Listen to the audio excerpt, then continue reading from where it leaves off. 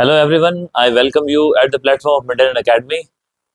As you know कि 2 फरवरी को हमारे RS प्री के एग्जाम्स हैं और ये काफ़ी क्रूशियल स्टेज चल रही है और आप सभी को पता है कि इकोनॉमिक सर्वे किस तरह से लास्ट 2021 में 23 के प्रीलिम्स में काफ़ी इंपॉर्टेंट रोल उसका प्ले हुआ था और इस बार आप लोगों की डिमांड के हिसाब से हमने पहले ही बुक्स को लॉन्च कर दिया है और ये जो इकोनॉमिक सर्वे जो राजस्थान का है उसके ऊपर कंप्लीटली बेस है हमारी बुक, जिसके अंदर हमने क्या किया है कि जितने चैप्टर्स हैं उन चैप्टर से जो हमारे प्रीवियस 2024 में आरपीएससी के द्वारा और आरएसएसएमबी के द्वारा जो क्वेश्चंस एग्जाम में उठाए गए हैं वो, और इसके अलावा 2021-23 में किस सब्जेक्ट से कौन से क्वेश्चंस आए, subject in the sense chapter wise की बात कर रहा हूँ कि भाई इकोनॉमिक सर्वे के जो हमारे चैप्टर्स हैं उस चैप्टर में किस किस से कौन सा क्वेश्चन आया वो हमने इस बुक में कवर किए। साथ में एमसीक्यूज है, एमसीक्यूज के साथ में एक्सप्लेनेशन है और मोरओवर एक्सप्लेनेशन के साथ में कहीं कहीं आपको पता है डाटा ट्रिकी होता है जिसको याद करना होता है और उस डाटा को याद करने के लिए हमने साथ में ट्रिक्स भी दे रखी हैं, काइंड ऑफ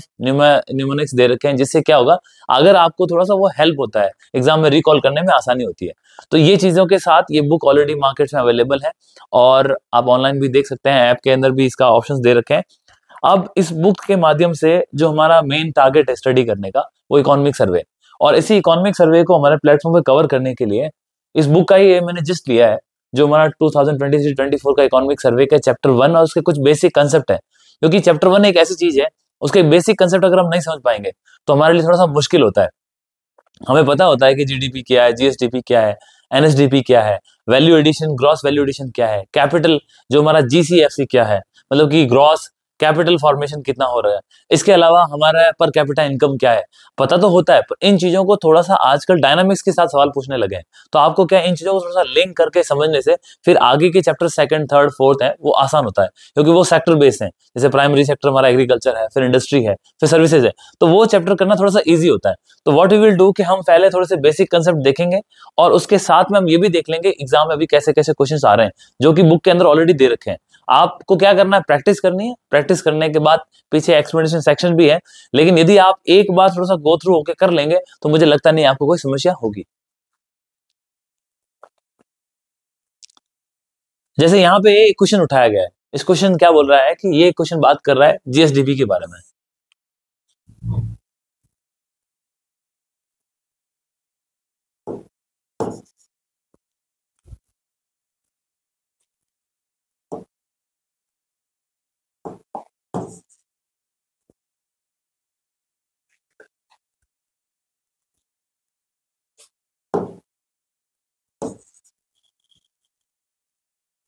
इसके कलर के ऑप्शंस,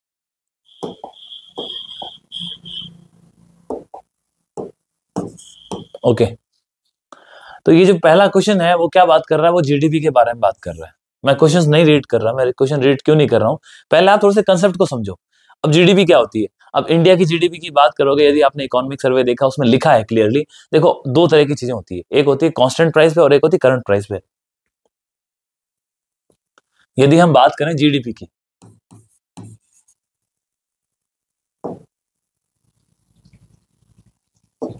यदि हम बात करते हैं जीडीपी की, तो जीडीपी के अंदर आपको ये समझना होगा, मैं यहाँ पे जीएसडीपी क्यों नहीं लिख रहा हूँ। आप इकोनॉमिक सर्वे में यदि कोई टर्म देखोगे तो आपको क्या मिलता है, जीएसडीपी।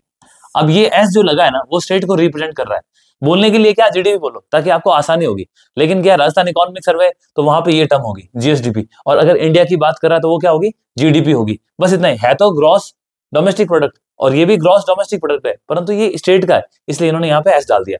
तो थोड़ा सा कंफ्यूज नहीं होना है। ऐसे क्या होगा, जैसे जीडीपी के बाद आपको पता है एनडीपी होता है, नेट डोमेस्टिक प्रोडक्ट। यदि आप राजस्थान की बात करोगे, स्पेसिफिक किसी भी स्टेट की बात करोगे तो वहां आपको क्या मिलेगा, नेट स्टेट डोमेस्टिक प्रोडक्ट। तो यहां भी एस आ गया, तो इस एस को कंफ्यूजन के तौर पे नहीं लेना, इसको अवॉइड करो। बोलने की भाषा में जीडीपी एनडीपी, उससे क्या होता है थोड़ा सा आसान होता है। अब मेरी बात सुनिए, आप जीडीपी की बात कर रहे थे,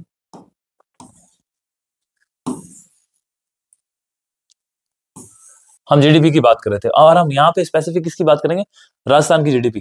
थोड़ा सा कुछ एक कॉम्प्रिहेंसिव तरीके से देखा जाए, जीडीपी को हम दो प्रकार से देखते हैं। एक जीडीपी होती है आपकी, एक जीडीपी जो होती है आपकी कांस्टेंट प्राइस पे, और एक जो जीडीपी होती है वो आपकी करंट प्राइस पे। इसका मतलब क्या है, कांस्टेंट प्राइस का मतलब क्या है? हम आपको गणना करनी है जीडीपी, आपको पता होना चाहिए जीडीपी क्या है।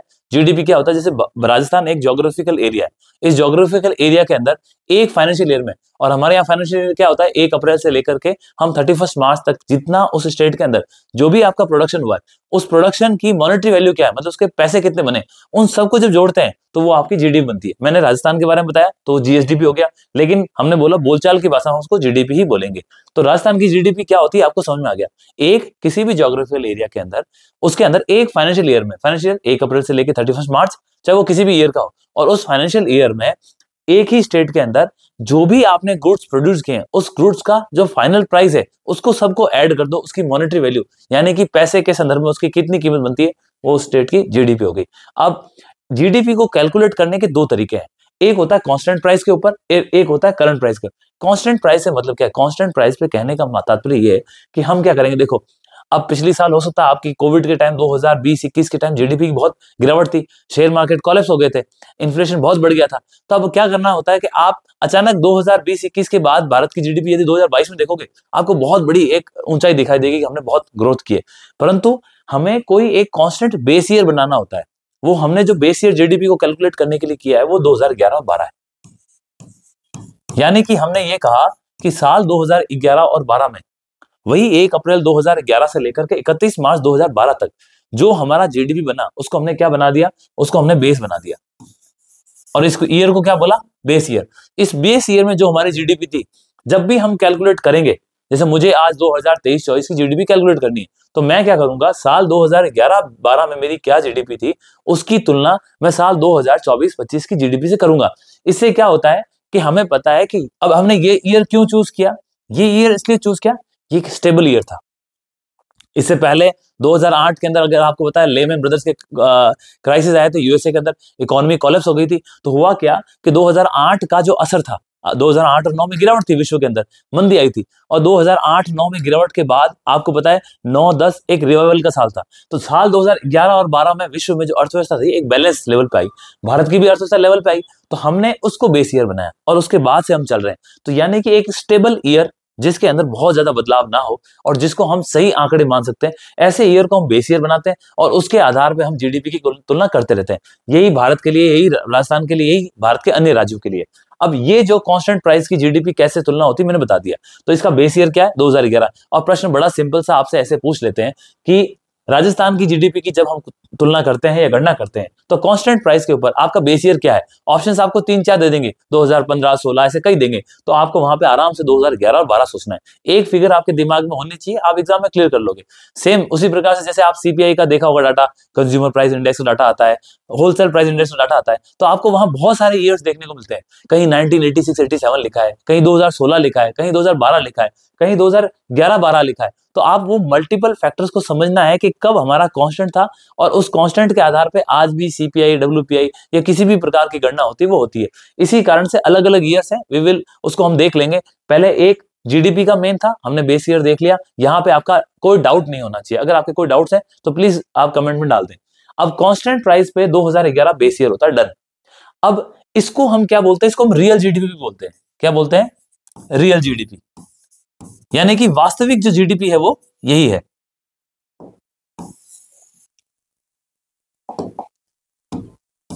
ये आपकी क्या है? वास्तविक जीडीपी है। ऐसा क्यों कहा मैंने? ऐसा इसलिए क्या, आपको समझो। कांस्टेंट आपने 2011 को बना दिया, आज साल चल रहा है 2024, लगभग कितने साल हो गए? 15 साल। हम 2011-12 के आधार पे आज भी हमारी जीडीपी की गणना कर रहे हैं। इसका मतलब जो आंकड़े ये करंट कांस्टेंट पे दिखाएंगे वो मूल तरीके से एक सही आंकड़ा होगा, आप इसको भरोसे पे रख सकते हो। इसीलिए हमने इसको क्या बोला? ये रियल जीडीपी है। और यदि आप करंट प्राइस पे, करंट का मतलब क्या है? हर साल महंगाई बढ़ती है, हर साल सरकार अपने हिसाब से एक्सपेंडिचर करती है। तो ये जो करंट प्राइस जो होता है ये बड़ा फ्लक्चुएटिंग होता है, इसमें कोई स्टेबिलिटी नहीं होती। इसीलिए ये रियल जीडीपी है, इसको हम क्या बोलते हैं? Nominal GDP.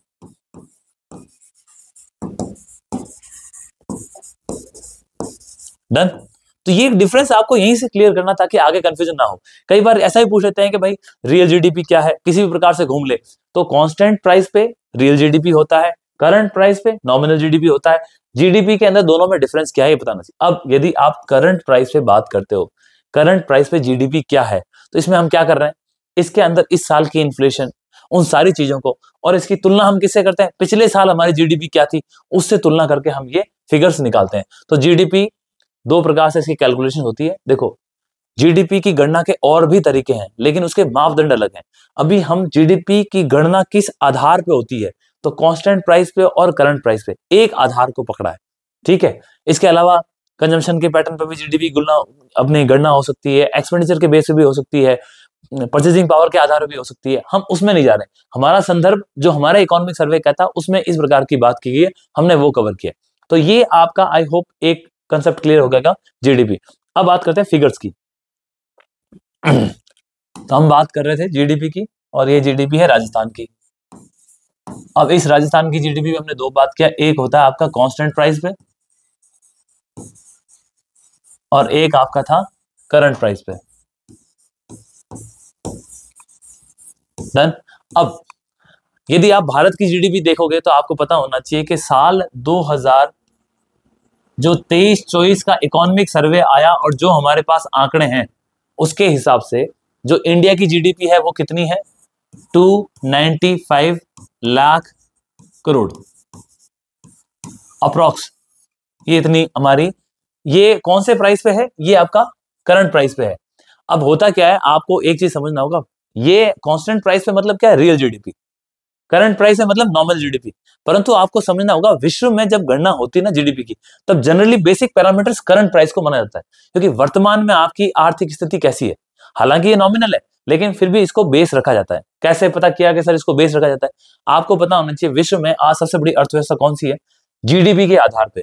तो सबसे बड़ी अर्थव्यवस्था यूएसए, करीब करीब 30,000 बिलियन डॉलर के आसपास की इनकी इकोनॉमी है। मतलब मैं जीडीपी उनकी साइज बता रहा हूँ, ये हमारे रुपीस टर्म्स में है, मैं उनका बिलियन डॉलर्स के टर्म्स में बता रहा हूँ। इसके बाद सेकंड बड़ी अर्थव्यवस्था कौन सी है आपकी, चाइना, जहां ये करीब करीब 28-29,000 के आसपास है बिलियन डॉलर्स। तो वहीं जो चाइना है वो करीब करीब 18,000-19,000 बिलियन डॉलर के आसपास की अर्थव्यवस्था है। तो आपको ये समझ में आ गया। इसके बाद थर्ड कौन सा आता है, थर्ड है आपका जर्मनी, फोर्थ कौन सा है, जापान, फिफ्थ कौन है, फिफ्थ हम है। कैसे मालूम हम है, क्योंकि पता होगा लास्ट ईयर 2023 में बड़ा हल्ला मचा था और हमने कहा था कि हमने, जिस देश ने हमको गुलाम बनाया, 200 साल हमारे ऊपर राज किया, उसकी जीडीपी को हमने पीछे छोड़ दिया और भारत उसको सरपास करते हुए विश्व की 5वीं सबसे बड़ी अर्थव्यवस्था बन गया। और इसको हमारे देश के प्रधानमंत्री नरेंद्र मोदी जी, निर्मला सीतारमण मैम, उन सब ने काफी पॉपुलर किया था। तो ये फिगर आपको पता भी होना चाहिए कि जीडीपी की गणना उसकी साइज के आधार पे भारत विश्व की 5वीं सबसे बड़ी अर्थव्यवस्था है, जिसका वैल्यू कितना है करंट प्राइस के ऊपर, 295 लाख करोड़ है। कब, साल 2023-24 में। आप समझ गए, ये हमारी भारत की अर्थव्यवस्था। हमने पीछे से किसको छोड़ा, ब्रिटेन को। अब हम इनको भी छोड़ने वाले हैं। ये मैंने आपको बताया 30,000 बिलियन डॉलर के आसपास, 28 से 30 रफली बता रहा हूं, एक फिगर ऐसे याद करेगा, billion dollar. China approx 18-19,000 billion dollar. Germany जो कि करीब करीब 4,000 बिलियन डॉलर। सेम जापान भी 4,000 के आसपास ही बिलियन डॉलर।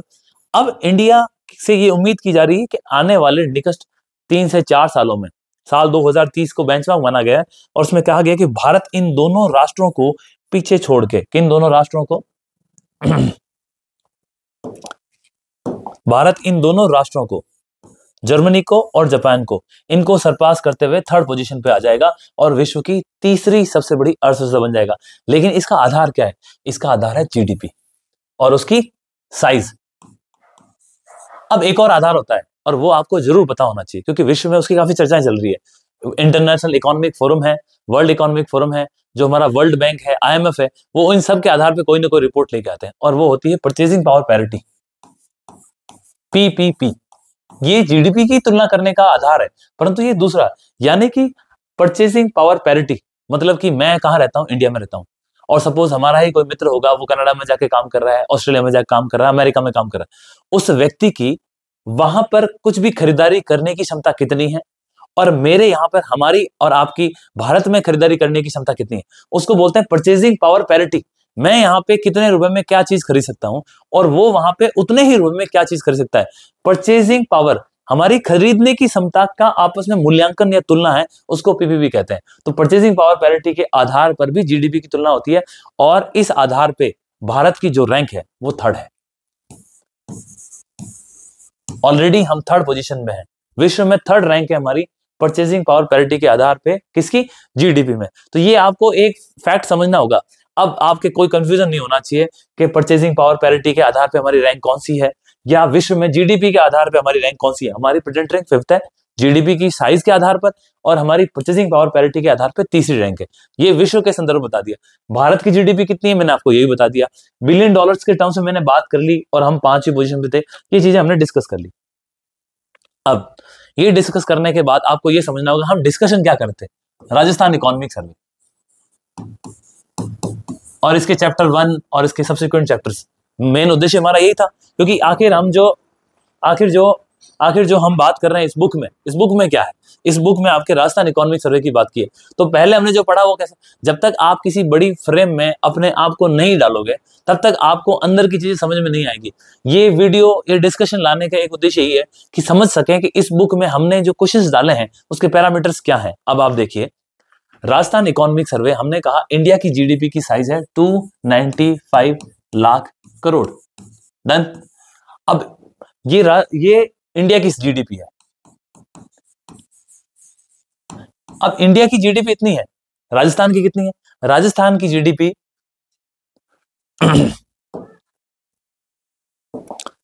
यदि आप राजस्थान की जीडीपी की बात करोगे, वो इंडिया की जीडीपी का ऑलमोस्ट 4.95% के आसपास, exact figure we have to see, but लगभग आप ये मान के चलो कि 5% भारत की जीडीपी का हिस्सा किसका है? राजस्थान का है। तो जो 295 लाख करोड़ है उसमें से करंट प्राइस के ऊपर राजस्थान का हिस्सा कितना? 5% के आसपास है। और वो लगभग कितना बन के आता है? वो बन के आएगा आपका राजस्थान की जीडीपी का 295 के हिसाब से अगर 5% देखोगे, यू कैन कैलकुलेट, तो अप्रोक्सीमेट जो राजस्थान की जीडीपी बनती है वो आपकी 15.28 लाख करोड़। ये राजस्थान की जीडीपी है। कौन से प्राइस पे? करंट प्राइस पे। अब मैंने कहा था आपको ये नॉमिनल जीडीपी है, लेकिन ज्यादातर पैरामीटर्स पे अगर आप कहीं पर भी चर्चा करोगे तो हमारा इसी आधार पे बात होती है। तो इसलिए मैंने आपको बताया कि राजस्थान में इंडिया की जीडीपी का इतना % है और ये हमारे है। अब हमने ग्रोथ क्या करी? अब इसकी जो ग्रोथ थी हमारे पिछले सालों की तुलना में, जो हमने क्वेश्चन में डिस्कस किया है, हम वहां देख लेंगे। एग्जैक्ट फिगर्स भी आपको एग्जाम से पहले याद होने चाहिए, क्योंकि इकोनॉमिक सर्वे एक राजस्थान का ऑफिशियल डॉक्यूमेंट है। तो उसमें जो आंकड़े दे रखे हैं मोटा मोटी वो आंकड़े आपको पता होना चाहिए। तो ये इस प्रकार से हमारी वो हो गई। और इसके अलावा हम क्या देखेंगे? Real GDP. अब कुछ क्वेश्चंस पे आते हैं ताकि क्वेश्चंस को देख के हम समझ सकेंगे हम कहां जा रहे हैं। ये तो हमारे इकोनॉमिक सर्वे के अंदर कुछ रिव्यूज थे जो हमारे प्रीवियस स्टूडेंट्स हैं, उन्होंने जो रिव्यू दिए हैं आपको एक बार ये भी देख लेना चाहिए। बुक के बैक साइड में उन्होंने मेंशन किया है, तो आई होप उससे आपको क्लैरिटी ऑफ थॉट मिल जाएगी कि आखिर, क्योंकि हम वेरियस टेस्ट सीरीज देते हैं और टेस्ट सीरीज के अंदर इकोनॉमिक सर्वे का कुछ पोर्शंस होता है, लेकिन होता क्या है उसके अंदर कुछ क्वेश्चंस आते हैं, कई बार हम अपनी गलती से, नेग्लिजेंस से उन चीजों को अवॉइड करते हैं। प्रॉब्लम क्या है इकोनॉमिक सर्वे की? इकोनॉमिक सर्वे में करीब करीब आज के वर्तमान परिदृश्य को देखा जाए, हम बात तो इंडिया के इकोनॉमी को भी साथ में लेने का प्रयास कर रहे हैं, लेकिन उसको अलग से कवर करेंगे। लेकिन अगर आप राजस्थान के इकोनॉमिक सर्वे की बात करो तो आपको यह समझना होगा अप्रोक्स मिनिमम 25 क्वेश्चंस आपके इकोनॉमिक सर्वे से उठ रहे हैं। और आप सोचिए टोटल क्वेश्चंस कितने हैं आपके एग्जाम में। टोटल क्वेश्चंस में से यदि 25 क्वेश्चन आपके इकोनॉमिक सर्वे से आ रहे हैं, वो आंकड़े के रूप में हो सकते हैं, वो आपके फैक्ट के रूप में हो सकते हैं, जैसे हमने बात करी जीडीपी के बारे में, उसमें हमारी साइज के बारे में, नंबर के बारे में, रियल जीडीपी और कांस्टेंट नॉमिनल जीडीपी में डिफरेंस क्या है उसके बारे में। तो ये जो चीजें हैं वो 25 क्वेश्चंस के अंदर आपका डाटा आ रहा है, तो ये आपको समझना होगा। इसके अलावा आपकी गवर्नमेंट की स्कीम्स है, पॉलिसीज है, ये सवाल तो आखिर आने आने, तो ये जो चीजें हैं ना वो हमने यहाँ कवर करी है। तो 25 क्वेश्चन बहुत बड़ी बात होती है जब आपको एक होलिस्टिक तरीके से एक ही बुक, और आई थिंक इसमें पेजेस कितने हैं विथ एक्सप्लेनेशन 107 पेजेस है, तो 107 100 पेजेस, उसमें कुछ ना कुछ एडवर्टाइजमेंट वगैरह भी XYZ आपका स्टार्टिंग का समरी वगैरह निकाल दे, तो मुझे लगता है इफेक्टिवली 90 पेजेस होंगे। और जब आप एक बार करने लगेंगे तो आपको बहुत आसान लगेगा, प्रैक्टिस भी हो जाती है, एक्सप्लेनेशन भी मिल रहा है, और एक कॉन्फिडेंस जो आता है वो अलग ही बात है। जीडीपी के बारे में बात की, वो ऑलरेडी बता दिया मैंने। ये 4 फैक्टर बताए हैं कि एक पर्टिकुलर टाइम और उसकी जो ज्योग्राफिकल लिमिट, उसके जो फिनिश्ड गुड हैं, जो उसके लास्ट हैं, और उसका मौद्रिक मॉनेटरी वैल्यू कितना, इन सबको जोड़ दो। इन सबको जोड़ दोगे तो आपको किसी भी स्टेट की, कंट्री की, जहां की वर्ल्ड की जीडीपी मिल जाएगी। अब देखिए, अब बड़े ही सिंपल सवाल है। देखो, अभी हमने कोई डिस्कशन नहीं किया, हमने कोई इकोनॉमिक सर्वे नहीं पढ़ा। क्या बोल रहा है साल 2023-24 में करंट प्राइस पर जीडीपी कितनी है राज्य का सकल घरेलू उत्पाद, gross state domestic product, GSDP. तो मैं इसको एस को खा गया, तो राजस्थान की जीडीपी करंट प्राइस पे कितनी है। तो अभी अगर हमने बात की, हमने बोला इंडिया की जीडीपी कितनी थी, 295 लाख करोड़। आई होप ये आपको याद हो गया। और ये किस आधार पे था, करंट। इसका 5% के आसपास हमने देखा था, कितना होता है 15.28 लाख करोड़। ये हमारे राजस्थान की जीडीपी आ गई। और आंकड़े कहाँ मिल गए आपको, यहाँ पे। तो आपको बाकी देखने की जरूरत भी नहीं है, पिछली साल क्या था, उससे पिछली साल क्या था, हमारे पास फिगर है, हम उसे कर लेंगे। अब ये बोल रहा है कि प्रचलित मूल्य यानी करंट प्राइस पर ही जो राज्य में गत वर्ष की तुलना में जो हमारी जीडीपी है 2023 में कितने % की ग्रोथ हुई। तो आपको मैं टेबल बताता हूं।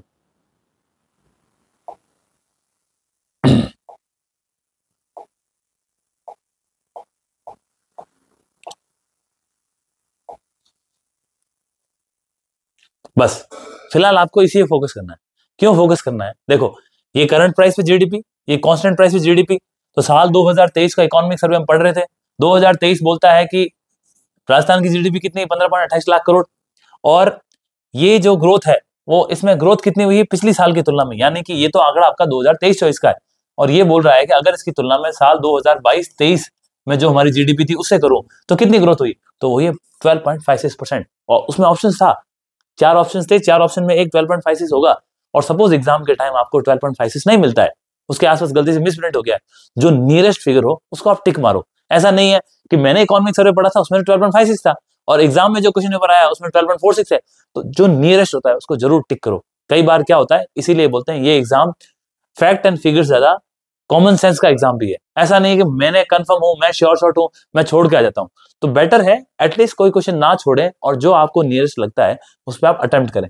सेम अब कांस्टेंट हम बात कर ली कि कांस्टेंट का मतलब होता है कि बेस ईयर के आधार पर जीडीपी। बेस ईयर क्या था 2011-12, उसके आधार पर राजस्थान जीडीपी कितनी है 8.45 लाख करोड़। तो 8.45 लाख करोड़ के आधार पर राजस्थान की जीडीपी है और इसमें ग्रोथ कितनी हुई है 8.03%। अब नीचे हमने एक सिंपल बताया, क्योंकि कई बार यूपीएससी में क्या ट्रेंड होता है कि वो यूपीएससी में जब प्रीलिम्स में एग्जाम्स में क्वेश्चन पूछाते हैं तो वो यहाँ पूछते हैं आपसे कि पैटर्न कैसा था, जीडीपी की ग्रोथ कैसी है, कांस्टेंट प्राइस पे कैसी है, करंट प्राइस पे कैसी है, पिछले 5 सालों में कैसी थी, लॉन्ग टर्म में कैसी है। तो आपको ये समझना होगा हमारी जीडीपी का जो चार्ट दे रखा है, कहाँ दे रखा है चार्ट दे रखा है आपकी बुक में, सॉरी। अब आप इस चार्ट को देखो। सॉरी, तो ये कहां से उठाया है, ये इकोनॉमिक सर्वे से उठाया है। वैसा का वैसा जैसा दे रखा था हमने डाल दिया। यहाँ पे क्या किया इन्होंने 2019, 20, 20, 21, 21, 22, 22, 23, 23, 24 ये हर साल की जीडीपी के आंकड़े हैं। ऊपर लिखा है gross state domestic product at constant price. तो कांस्टेंट प्राइस के ऊपर इन्होंने जीडीपी दिखाई है। हमने देखा अभी कांस्टेंट प्राइस के आधार पे राजस्थान की जीडीपी कितनी थी 8.45 लाख करोड़, 8.45 लाख करोड़। और इसको यहाँ पे इन्होंने 8,45,115 फिगर के रूप में दिखा दिया, वो सेम है। अब आप देखो 22-23 के अंदर थी 782, उससे पहले 725, उससे पहले 665, उससे पहले 678। तो ये कांस्टेंट प्राइस के ऊपर जो हमारी ग्रोथ है वो एग्जैक्टली बढ़ती हुई नहीं है। ये क्या है, यहां आपने 2 फिगर देखे होंगे। 19-20 के अंदर 6,78,000 हमारी जीडीपी थी। और हुआ क्या, अगर आपको पता हो 2021 is very famous for Covid. और इसके कारण जो कांस्टेंट जो हमारी इकोनॉमी ग्रोथ है जीडीपी वो तो बढ़ती रहनी चाहिए, लेकिन क्या हुआ कोविड ने 678 से हमारी जीडीपी को 665 पे लेके आ गए। ना सिर्फ बढ़ोतरी नहीं हुई बल्कि आपका नुकसान भी बहुत हुआ। तो अर्थव्यवस्था की साइज बढ़ने के बदले कम हो गई। तो हालात बड़े खराब थे, आप सब जानते हैं उन चीजों के बारे में, हम सब उससे गुजरे हैं। तो ये उस वक्त की हमारी इकोनॉमी में गिरावट हुई। तो ये जो ग्रोथ है वो कांस्टेंट नहीं है, इसीलिए हमने क्या बोला इसको जिगजैग। और ये हमने नहीं बोला, इकोनॉमिक सर्वे बोल रहा है कि 2000 लास्ट 5 साल में राजस्थान की जीडीपी कांस्टेंट प्राइस पे, कांस्टेंट प्राइस जिसका आधार वर्ष 2011-12 है, उसके आधार पे कैसी है जिगजैग पैटर्न है। और वर्तमान में 8.45 लाख करोड़ है। और इसके अंदर जो ग्रोथ है वो कितनी है 5.6%, वो ऑलरेडी हमने डिस्कस कर लिया। ये 5.6% जो दिखाया है ना वो क्या बोल रहा है पता है आपको, 5.6% ये बोल रहा है कि इन 5 वर्षों में एवरेज कि हमारी ग्रोथ कितनी हुई है। उन्होंने इन 5 वर्षों की अलग अलग ग्रोथ देखी। जैसे इस साल की ग्रोथ कितनी थी, 8.45% थी। उसको उससे पिछली साल कितनी थी, इन सारी पांचों को जोड़ा और डिवाइड बाय 5 किया, तब उनको ये compound annual growth rate CAGR बोलते हैं। इसको क्या बोलते हैं, कंपाउंड एनुअल ग्रोथ रेट, चक्रवृद्धि ब्याज के आधार पे जिस प्रकार से ग्रोथ रेट बढ़ती है वो फिगर है, तो वो 5.65% है। तो यदि आपके परीक्षा में सवाल आता है कि जो राजस्थान की GDP कांस्टेंट प्राइस के ऊपर उसका जो ग्रोथ का पैटर्न है वो कैसा है, तो वो पैटर्न आपका जिगजैग है, यानी कि टेढ़ा मेढ़ा है, मतलब बढ़ोतरी कंटिन्यूस नहीं हुई है। लेकिन थोड़ा सा सवाल ट्रिकी कर दे, बोले लास्ट 4 फाइनेंशियल ईयर में राजस्थान की GDP की ग्रोथ रेट कांस्टेंट प्राइस पे कैसी रही है, तो आपको बोलना है बढ़ते हुए क्रम में। यदि आपसे पूछ ले कि जिस साल कोविड आया उसके बाद राजस्थान की GDP का पैटर्न कैसा रहा है, तो बढ़ते हुए क्रम, चाहे वो कांस्टेंट हो। क्यों, GDP 665 थी कोविड के टाइम, उसके बाद 725, 782 और 845, तो आप देख रहे हैं ग्रोथ। और दूसरी इंपॉर्टेंट चीज, साल 2023-24 राजस्थान की हिस्ट्री का बहुत इंपॉर्टेंट ईयर है। क्यों, हम भारत, आपने आंकड़े पढ़ते हैं, you are aspirant for the civil services, तो आपको पता है कि वर्ल्ड बैंक रिपोर्ट निकालता है, IMF ने फोरकास्ट दिया है, रिजर्व बैंक ऑफ इंडिया ने फोरकास्ट दिया है, नीति आयोग ने अपना एक आंकड़ा निकाला। क्या आंकड़े निकाले, इन सब ने एक आंकड़ा निकाला है कि भारत की जो GDP है वो साल 2024-25 और 25-26 में किस लेवल से, किस परसेंटेज से बढ़ेगी। सबने अपने आंकड़े दिए हैं, किस किस ने दिए हैं, आप, ये आपका होमवर्क है, आप एक बार गूगल सर्च करेंगे, अदरवाइज अपने नोट्स के अंदर इनपुट में डालेंगे, ये आपको आंसर राइटिंग में भी हेल्प करेगा। World bank, IMF, international monetary fund, reserve bank of India और इसके अलावा नीति आयोग। मैंने 4 बड़े इंस्टीट्यूट्स का नाम बताया है, ये आप जानते हैं भारत के अंदर नीति आयोग बहुत बड़ी संस्था है, रिजर्व बैंक ऑफ इंडिया, उसके बाद international monetary fund, world bank. इनके अलावा भी और भी इंस्टीट्यूट है, जैसे स्टेट बैंक ऑफ इंडिया है, वो भी अपना पेपर निकालता है और भारत की GDP कितनी रहेगी आगामी वर्ष में, इस वर्ष में, उसके आंकड़े निकालता है। तो इनके जो सभी के आंकड़े हैं वो लगभग 6.5 से 7.5% की ग्रोथ हमारी मानते हैं इस साल और अगली साल।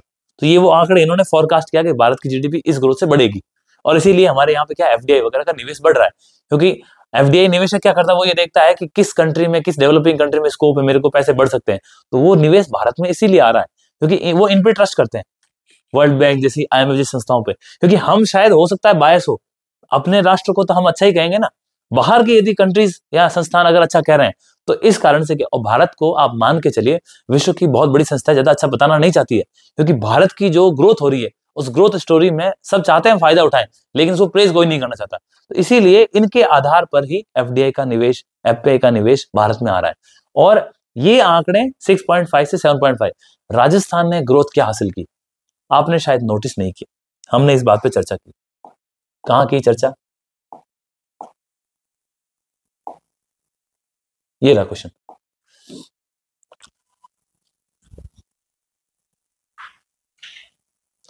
करंट प्राइस के ऊपर राजस्थान की जो GDP है 2023-24 में कितने परसेंट की ग्रोथ की, 12.56%। जब 12.56% की ग्रोथ है हमारी, और मैं बोल रहा हूं आपको world bank, IMF, reserve bank of India, NITI Aayog, SBI, ऐसे कई संस्थान है, प्राइवेट संस्थाएं कई है, वो बोल रहे हैं भारत की ग्रोथ कितनी होगी, 5.5 से 7.5, जबकि राजस्थान की ग्रोथ कितनी है, 12.56% हमारी GDP बढ़ी है। कैन यू बिलीव, राजस्थान जो कि बीमारू स्टेट्स के अंदर आता था और उसके अंदर 13% की ग्रोथ बहुत बड़ी ग्रोथ होती है। तो ये इतना बड़ा अचीवमेंट है, तो इसलिए आपको यहां फोकस करने की जरूरत है।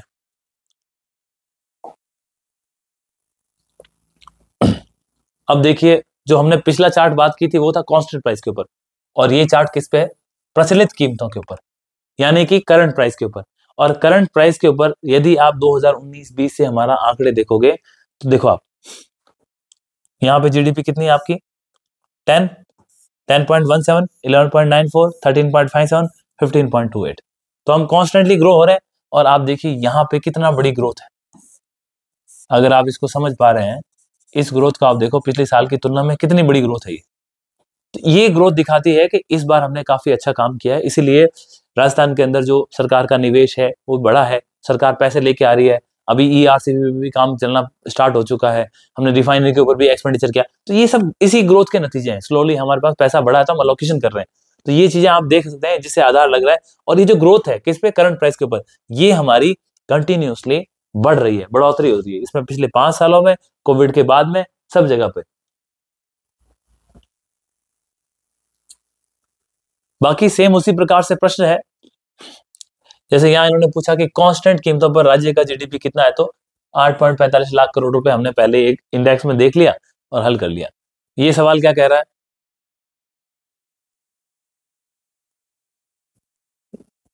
ये बोल रहा है कि कांस्टेंट मूल्य पर राज्य में गत वर्ष की तुलना में जीडीपी में कितने परसेंट की ग्रोथ हुई है, किस पे, कांस्टेंट प्राइस पे। तो कांस्टेंट प्राइस हमारी ग्रोथ 8.03% थी, जबकि करंट प्राइस के ऊपर 12.56 थी। तो यहाँ अगर कांस्टेंट नहीं होता तो ये होता, और यदि कांस्टेंट पूछा है तो आंसर क्या होगा आपका, आंसर होगा 8.03।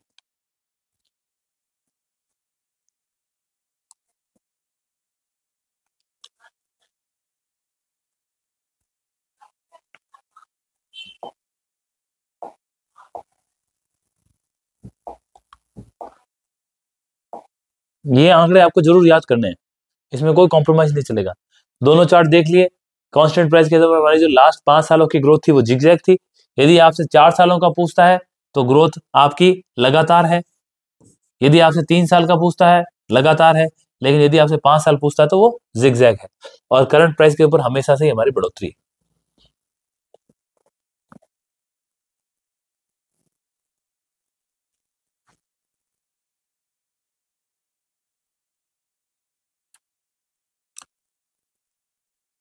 साल 2023-24 में राजस्थान का जो जीडीपी है वो अखिल भारतीय सकल घरेलू उत्पाद यानी कि जो इंडिया का जीडीपी है उसका कितने परसेंट, तो मैंने आपसे बताया था 5.17%। 295 लाख करोड़ राजस्थान भारत की जीडीपी, और राजस्थान की जीडीपी जो करंट प्राइस के ऊपर कितनी थी हमारी, करंट प्राइस के ऊपर हमारी जीडीपी थी 15.28 लाख करोड़, तो वो ऑलमोस्ट 5% के आसपास आता है। मैंने आपको बताया अगर मोटा मोटी फिगर भी आप याद रखोगे you will kill in the exam. ये एक चार्ट और देख लो आप। अब देखो आप 2023-24 में राजस्थान की जीडीपी कितनी, इंडिया की जीडीपी 295 लाख करोड़, और इंडिया की जीडीपी में यहाँ पे ग्रोथ का फोरकास्ट कितना 9.6%, और राजस्थान का योगदान कितना है इसमें 5.17। ये हमने करंट के ऊपर बात कर ली, मेरे हिसाब से करंट के ऊपर याद रख लोगे बहुत है, फिर भी ये फिगर तो आपको पता होना चाहिए कि जो भारत की जीडीपी है वो कांस्टेंट प्राइस के ऊपर 173 लाख करोड़ है, जबकि करंट के ऊपर 295। एक फिगर तो आपको बिल्कुल परफेक्ट याद होना चाहिए ताकि आप मेंस वगैरह में आंसर लिखे तो उसकी आप हेल्प ले सकें। तो 295 लाख करोड़ जनरली, जैसे आपको मैंने बताया कि सारी गणनाएं होती है वो करंट के आधार पर होती है, तो यहाँ लेकिन जो कांस्टेंट प्राइस के ऊपर इंडिया की जीडीपी कितनी है तो 173 लाख करोड़, उसमें ग्रोथ कितनी हुई 8.2%, और राजस्थान का योगदान कितना 4.86, ये कांस्टेंट के आसपास, और करंट में 5, लेकिन दोनों मिला के आसपास 5 के आसपास ही है। ये आपको एग्जैक्ट फिगर याद होनी चाहिए। अब जीडीपी की बात बहुत कर ली और मुझे लगता है आपको जीडीपी के सारे कंसेप्ट क्लियर भी हो गए। अब इसके बाद आता है एक एनडीपी या फिर नेट स्टेट डोमेस्टिक प्रोडक्ट। तो नेट क्या होता है, नेट का मतलब यही होता है, यदि हम जीडीपी की बात करें और नेट में यहाँ पे मैं नेट एसडीपी की बात कर रहा हूँ या फिर एनडीपी की बात कर रहा हूँ, जैसे जीडीपी होता है ये भी एनडीपी होता है, बस स्टेट एस नाम डाल दिया। अब नेट डोमेस्टिक प्रोडक्ट क्या होता है, जो आपकी जीडीपी है उस जीडीपी में से आप क्या घटा दो, आप डेप्रिसिएशन घटा दो, आप मूल्यह्रास घटा दो। अब किसका मूल्यह्रास घटाया, ये जो मूल्यह्रास हम घटा रहे हैं ये मूल्यह्रास किसका है, ये मूल्यह्रास है जो आपकी मशीनें हैं, कैपिटल गुड्स हैं, जिसके ऊपर आपने पैसा लगाया है, पूंजी लगाए है, तो पूंजीगत वस्तुओं का जो अवमूल्यन होता है उसको डेप्रिसिएशन कहते हैं। तो आप नेट में से जो आपकी जीडीपी में से आप मूल्यह्रास को घटा दो तो आपको क्या मिल जाएगा, नेट मिल जाएगा। अब ये क्या बोल रहा है, ये बोल रहा है कौन सा कथन सही है। एक और चीज, इस बार के एग्जाम में ना 5 ऑप्शन भी होगा, जब ओएमआर भरे तो उस चीज का ध्यान रखना, कहीं ऐसा ना हो कि यहाँ 4 देखे उसके हिसाब से फोकस रखे। अब नेट में ये जीडीपी था, मूल्यह्रास तो सही है लेकिन इसको क्या करना था माइनस, तो ये हो गया गलत, इसने पूछा सही। अब अगला क्या बोला है कि जो डेप्रिसिएशन है या मूल्यह्रास है उत्पादन में प्रयोग किए गए श्रम का मूल्य है, नहीं, डेप्रिसिएशन हमेशा मशीनों का होता है, डेप्रिसिएशन हमेशा कैपिटल गुड्स का होता है, डेप्रिसिएशन हमेशा पूंजीगत वस्तुओं का होता है, ना कि किसी लेबर का। तो ये भी क्या हो गया आपका गलत। थर्ड ऑप्शन बोल रहा है मूल्यह्रास मूल्यह्रास पूंजीगत वस्तुओं के अवमूल्यन को दर्शाता है और इसे जीडीपी से घटाकर एनडीपी प्राप्त किया जाता है। मुझे यह सही लग रहा है, हम रुक जाते हैं, अगला सेंटेंस और पढ़ लेते हैं। एनडीपी का मूल्यांकन केवल वर्तमान कीमतों पर किया जाता है। क्यों किया जाता है? जब जीडीपी का मूल्यांकन बेस ईयर 2011-12 है, कांस्टेंट पे भी है तो करंट पे है, तो एनडीपी का भी वैसे ही होगा, इसका भी कांस्टेंट पे होगा, करंट पे होगा। करना क्या है? जीडीपी में से केवल आपको डेप्रिसिएशन माइनस करना है, तो ये भी गलत। Option A, option B and option D तीनों गलत है, तो बचा आपके पास एक ही। और ऑलरेडी हमने यहाँ पे क्लैरिफाई कर लिया कि ये नेट स्टेट डोमेस्टिक प्रोडक्ट होता क्या है। यहाँ इसके फैक्ट एंड फिगर है जिसकी एक्सप्लेनेशन हम देख लेंगे, ये आपको प्रैक्टिस में से क्वेश्चंस करने हैं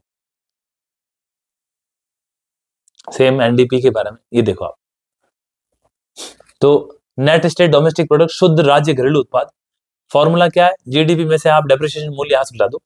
मूल्यह्रास क्या होता है? उत्पादन प्रक्रिया में उपयोग की गई पूंजीगत वस्तुओं का अवमूल्यन। पूंजीगत वस्तुओं को और एक्सप्लेन करना है, कैपिटल गुड्स हो गए आपके, मशीनें हो गई जिसके ऊपर आपने पूंजी लगाई है। और कौन सी पूंजी? जो किसी वर्क को स्टार्ट करने के लिए कैपिटल असेट्स के लिए लगानी पड़ती है। अब जो हमारी एनडीपी है उसकी गणना भी कांस्टेंट और करंट के ऊपर दोनों माध्यम पे होती है। तो एक स्टेटमेंट था जिसने बोला था केवल, ऐसा नहीं होता है। अब इसका मूल्य कितना है? तो जो हमारी जीडीपी थी कितनी थी? 15.28 लाख करोड़, उसके अंदर से आपने डेप्रिसिएशन था वो माइनस कर दिया, बचा कितना? 13.6 लाख करोड़, 13.69 लाख करोड़। और ये क्या हो गया आपका नेट स्टेट डोमेस्टिक प्रोडक्ट। वहां आपकी ग्रोथ कितनी थी? 12 पॉइंट समथिंग, वहां भी आपकी ग्रोथ थी जीडीपी के अंदर, यहाँ 12.70, ऑलमोस्ट सेम है। वो इतना इंपॉर्टेंट नहीं है, लेकिन फिर भी एक एग्जाम से पहले 10 दिन 7 दिन पहले एक फिगर को 2-3 बार देखें आपने, जो आपकी टेबल है राइटिंग टेबल उसके ऊपर रखें तो आपके फैक्ट्स याद हो जाएंगे। सेम कांस्टेंट के ऊपर भी यहाँ इन्होंने ग्रोथ के फोरकास्ट, ये 4 फिगर्स थोड़े से दिमाग में रखना है, एग्जाम यदि आए सवाल अपना आराम से क्लियर करो, आगे बढ़ो।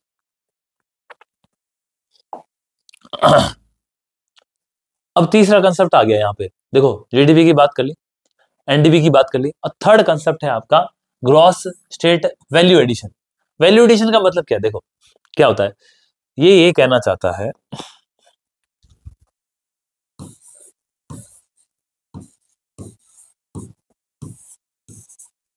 सपोज आपने कोई प्रोडक्ट लिया, मैं कहता हूं सपोज हमने एक्स प्रोडक्ट लिया, इस एक्स प्रोडक्ट को बनाने के लिए आपको 4 चीजें चाहिए।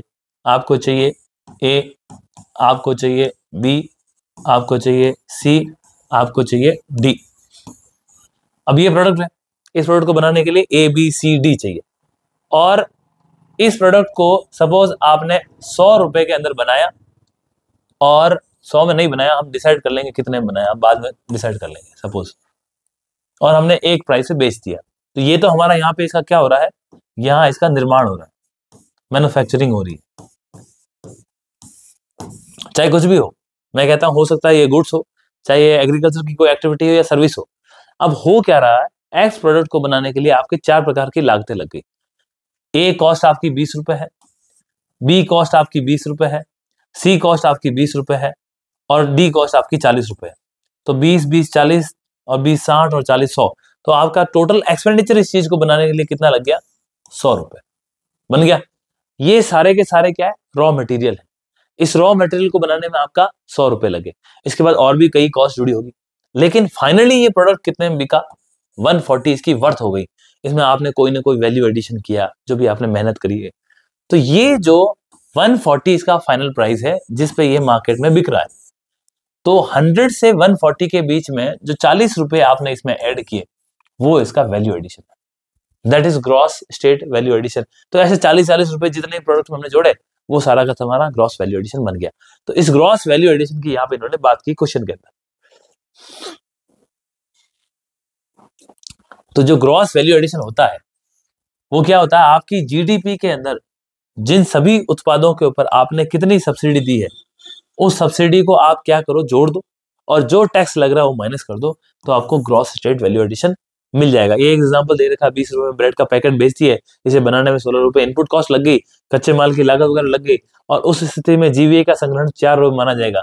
क्यों? क्योंकि आप 20 में बेच रहे हो और 16 में बनाया है, तो जो 4 रुपए है वो आपका वैल्यू एडिशन है। इसी प्रकार का ये सिंपल कंसेप्ट है, ये प्राइमरी सेकेंडरी टर्सरी किसी भी सेक्टर का जो लास्ट जो उसका मॉनेटरी फाइनल चीज है वो आ गया। डन। ये कुछ प्रैक्टिस क्वेश्चंस है वो हम देख लेंगे। ग्रॉस वैल्यू एडिशन के जो 4 फिगर हैं, इसके भी आपको 4 फिगर याद कर लेने हैं। ये आपका सेकंड चैप्टर आता है जहां पे कंट्रीब्यूशन कितना है एग्रीकल्चर का और हमारे प्राइमरी सेक्टर का, सेकेंडरी सेक्टर का, टर्शियरी सेक्टर का। तो एग्रीकल्चर जो कितना योगदान करता है, उद्योग कितना कर रहा है, सेवा कितना कर रहा है, ये तो क्वेश्चन है, इसको हम हमारे नेक्स्ट क्लास में देख लेंगे। Now point of discussion is, जो हमने अभी चर्चाएं करी,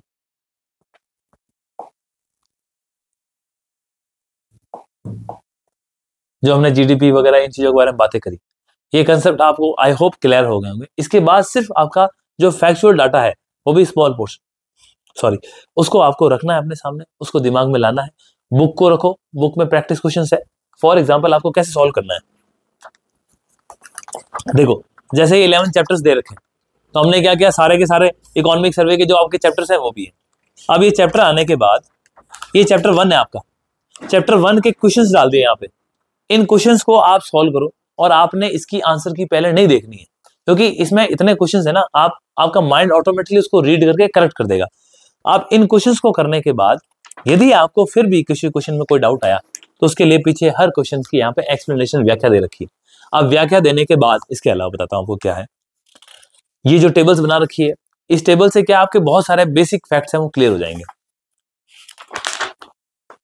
और इसके साथ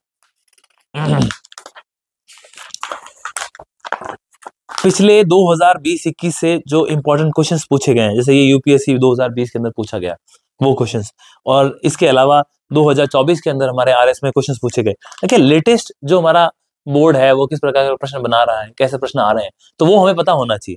और इसके साथ ही क्या किया है कि यदि मान लो कोई ट्रिक्स वगैरह है जिससे कि कुछ चीजों को याद करने में आसानी हो, तो वो बना रखी है। फॉर एग्जाम्पल ये एग्रीकल्चर सेक्टर का हमारा टेबल है, कैसे मैं आपको बताता हूँ, एक्सप्लेन करता हूँ। एग्रीकल्चर सेक्टर आप जानते हैं हमारा प्राइमरी सेक्टर है, जो कि लगभग 26% इसका कंट्रीब्यूशन है, किसमें, राजस्थान की ग्रॉस वैल्यू एडिशन में या राजस्थान की जीडीपी के अंदर। तो जो एग्रीकल्चर सेक्टर है, इसका भी अब आप सब डिवीजन करो कि ये जो 26% योगदान आ रहा है, आ कहां से रहा है। तो जो हाईएस्ट योगदान है राजस्थान के अंदर, ये काफी विचित्र स्थिति है। यदि आप राजस्थान की बात करोगे, हाईएस्ट कंट्रीब्यूशन किसका है, पशुधन का। फिर किसका, आपका फसलों का। फिर किसका, आपका फॉरेस्ट्री एंड लॉगिंग।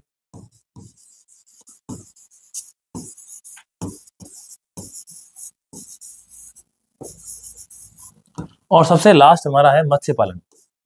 तो ये तो आप जानते हैं कि कोई समुद्र लगता नहीं, तो इसलिए थोड़ा कम है, लेकिन फिर भी हमारे यहाँ पे छोटे छोटे पॉन्ड्स में, तालाबों में मछलियों का उत्पादन होता है। तो ये 4 सब सेक्टर हैं एग्रीकल्चर के, जो हमारे ग्रॉस वैल्यू एडिशन में हेल्प करते हैं। अब इन चारों का अगर फिगर देखें, तो पशुधन की बात करोगे मोटा मोटी 48, फसलें 44, फॉरेस्ट्री करीब करीब 6%, और आपका मत्स्य पालन है वो आधा % के आसपास, 0.6% के आसपास योगदान करता है। किया। अब ये इन जो चारों सेक्टर ने एग्रीकल्चर में इनपुट दिया, अब कैसे याद रखोगे कि ये सीक्वेंस, अगर आप थोड़ा सा प्रैक्टिस करोगे आपको समझ में आ जाएगा, लेकिन फिर भी अगर याद रखना तो हमने एक दे रखा है, यहाँ पे एक ट्रिक दे रखी है, LIC फॉर फिश।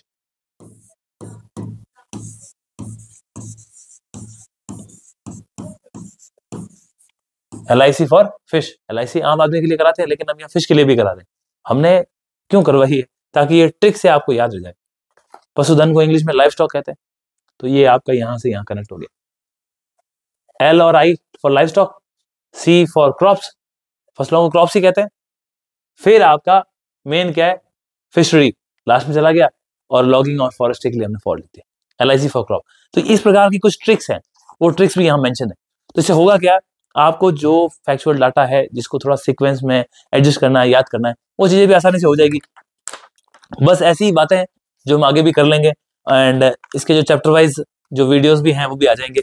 तो आई होप इसको आप देख लो, इसको परचेज कर लो, एंड उसके साथ अलावा कोई डाउट होता है तो आप उसमें कमेंट्स में डाल दो, वी विल सी। और I hope best of luck. बहुत कम टाइम बचा है, इकोनॉमिक सर्वे बहुत इंपॉर्टेंट इवेंट है, और ये हर बार होता है, और जो इकोनॉमिक सर्वे को अच्छे से पढ़ के जाते हैं उनका मोस्टली प्री क्लियर होता है, और जो इसमें ध्यान नहीं देते हैं तो वो कहीं ना कहीं इसमें मार खाते हैं। तो my sincere advice to you कि put your efforts in the study and do well. Best wishes, thank you so much.